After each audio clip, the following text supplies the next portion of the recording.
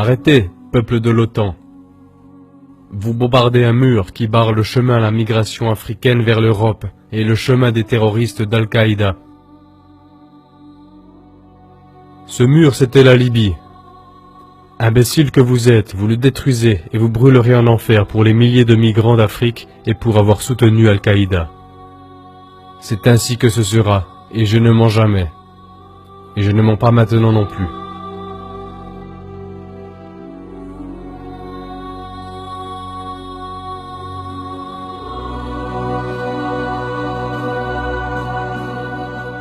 Mémoire de ma vie. Colonel Mouammar Kadhafi, chef de la Révolution, 5 avril 2011. Au nom d'Allah, du bienfaisant, du miséricordieux. Pendant 40 ans, ou était-ce plus, je ne me souviens plus. J'ai tout fait pour donner aux gens des habitations, des hôpitaux, des écoles, et lorsqu'ils avaient faim, de la nourriture. Au Benghazi, j'ai même fait du désert une terre agricole. Je me suis imposé contre les attaques de ce cow-boy de Reagan, lorsqu'il a tué ma fille adoptive orpheline. Il avait essayé de me tuer. Au lieu de cela, il a tué cette pauvre enfant innocente. Ensuite, j'ai aidé mes frères et sœurs en Afrique avec de l'argent pour l'Union africaine. J'ai fait tout ce que je pouvais pour aider les gens à comprendre le concept d'une vraie démocratie, dans laquelle des commissions du peuple dirigent notre pays. Mais comme on me l'a fait comprendre, tout cela n'était pas assez.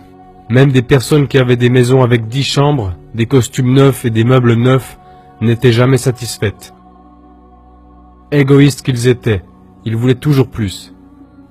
Ils racontaient aux Américains et à d'autres visiteurs qu'ils avaient besoin de démocratie et de liberté, sans reconnaître qu'il s'agit là d'un système coupeur de tête, dans lequel le gros chien mange tous les autres. Mais ils étaient comme ensorcelés par ces paroles, sans voir qu'il n'y a pas de médecine gratuite en Amérique, pas d'hôpitaux gratuits, pas de maisons gratuites, pas d'éducation gratuite et pas de nourriture gratuite.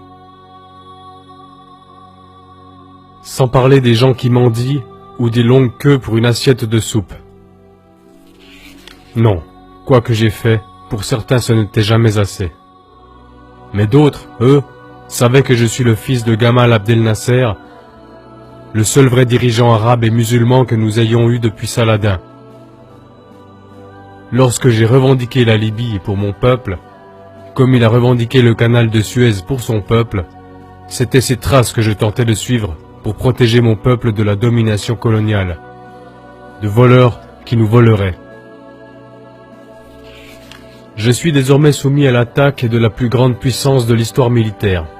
Mon petit-fils africain Obama voudrait me tuer, pour enlever la liberté à notre pays, pour nous enlever nos habitations gratuites, notre médecine gratuite, notre éducation gratuite, notre nourriture gratuite, pour la remplacer par le vol selon le style américain, appelé capitalisme. Mais nous tous, dans le tiers-monde, nous savons ce que cela veut dire.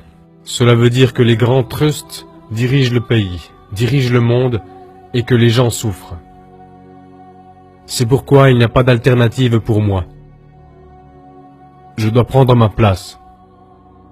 Et si Allah le souhaite, je mourrai en suivant son chemin, le chemin qui a rendu notre pays riche en terres agricoles, ainsi qu'en nourriture et en bonne santé. Et nous permet même d'aider nos frères africains et arabes, quand ils travaillent ici avec nous, dans la République du peuple libyen. Il n'est pas de mon désir de mourir, mais si cela devait arriver, pour sauver ce pays, mon peuple, tous ces milliers qui sont mes enfants, alors qu'il en soit ainsi. Que ce testament soit ma voix adressée au monde, que je me suis levé contre les attaques des croisades de l'OTAN.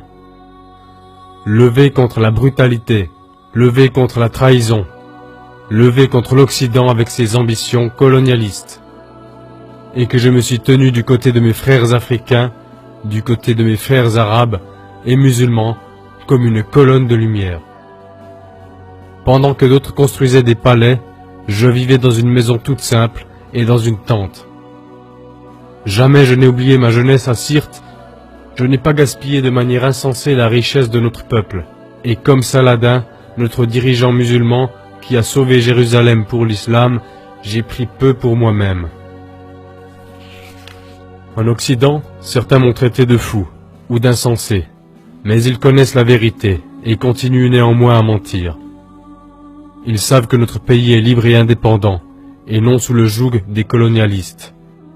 Que ma vision, mon chemin est compréhensible et l'a toujours été, et qu'elle est dans l'intérêt de mon peuple, et que je vais me battre jusqu'au dernier souffle pour nous garder libres.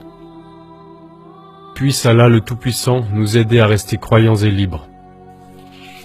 Colonel Mouammar Kadhafi, 5 avril 2011.